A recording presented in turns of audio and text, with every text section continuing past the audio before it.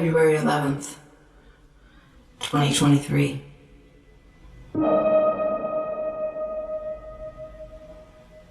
Last night there was a party for a young artist uptown.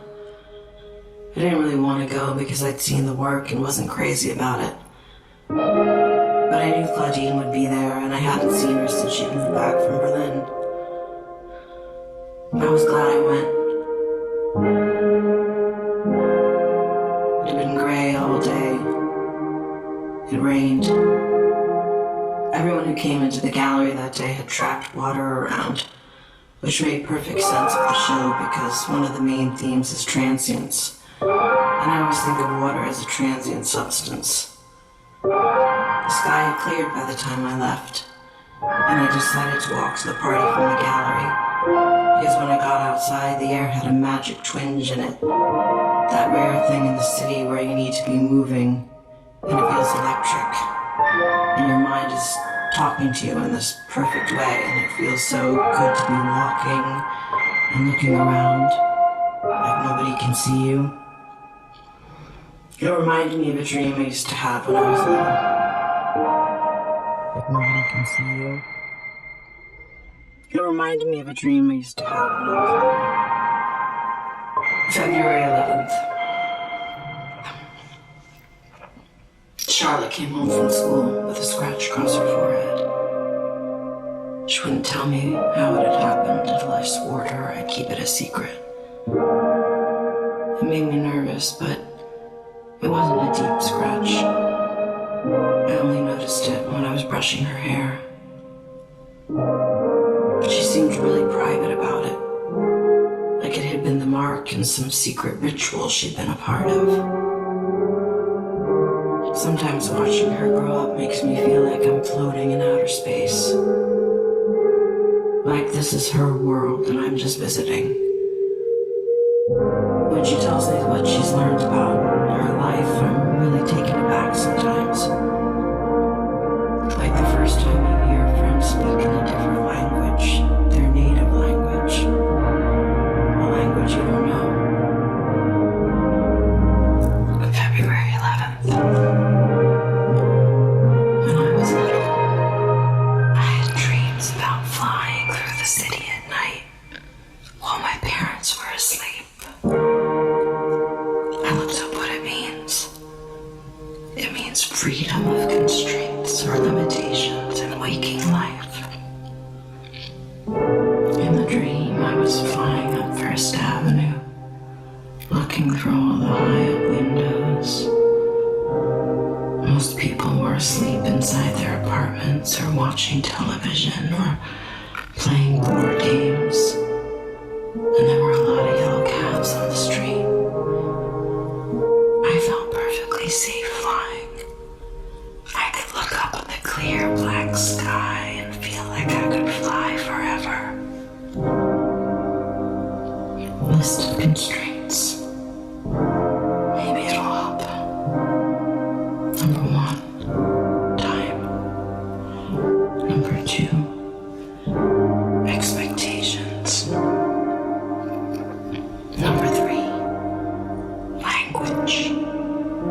Number 4, the speed of light. February 11th. I took Yasmin to lunch after the studio visit. Her work perplexed me, actually. All about birds.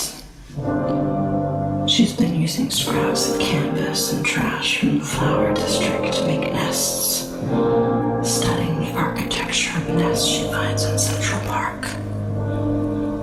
Some of the feathers she collected are really beautiful. Yasmin scares me a little. I don't think she takes good care of herself. And I think she needs to go out and have more fun. I told her to wear gloves when she handles the trash. She looked at me with pity after I said it, like, oh, poor you, you're so afraid. It made me kind of angry. The way I get angry at a great work of art for making me feel small.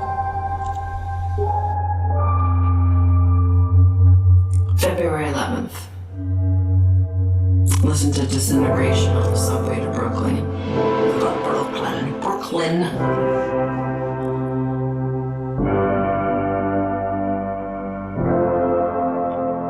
February 11th. Listen to Disintegration on the subway to Brooklyn. Thinking about my old angst. The duty of youth was to challenge corruption. That's what it used to be. I don't know what the duty of youth is anymore. It's so overwhelming and enormous, and it's also so banal. Maybe ideology is a luxury. Maybe you need to divorce yourself from society to live ideologically. I don't know how else to challenge corruption than to just opt out. Move to the country somewhere and light candles. Take photographs of grass and insects and clouds. Raise Charlotte on food from our garden, water from our own well, a few chickens. Oh, and I dreamed of doing that when we first met.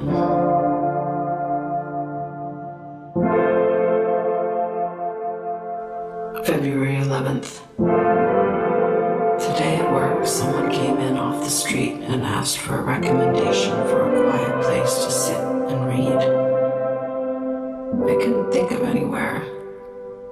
Not one place in the neighborhood. He looked at the art for a while, and then he went back out into the rain. I went into my office and shut the door and read a book. I didn't check my email or answer the phone. I need to do that more often. Yasmin told me about a Sufi legend about birds. I tried retelling it to Charlotte at bedtime, but I'm sure I got it wrong. In the story, every bird represents a human fault. And there are 1,000 birds. The birds decide to go off in search of their leader. They have to cross 7 valleys to find her. Love, knowledge, detachment, unity, wonderment, annihilation, or something else. And when they realize there's this different way ahead, when they realize there's this difficult way ahead, most of them make up an excuse and go home. The nightingale, the parrot, the peacock, they almost all quit. In the end, only 30 birds make it. When they get to where they're going, they find a lake and look down and see themselves in the reflection. And they realize that they're their own leader. Together, they've been guiding themselves. I don't know. Yasmin didn't go on to explain what it meant to her.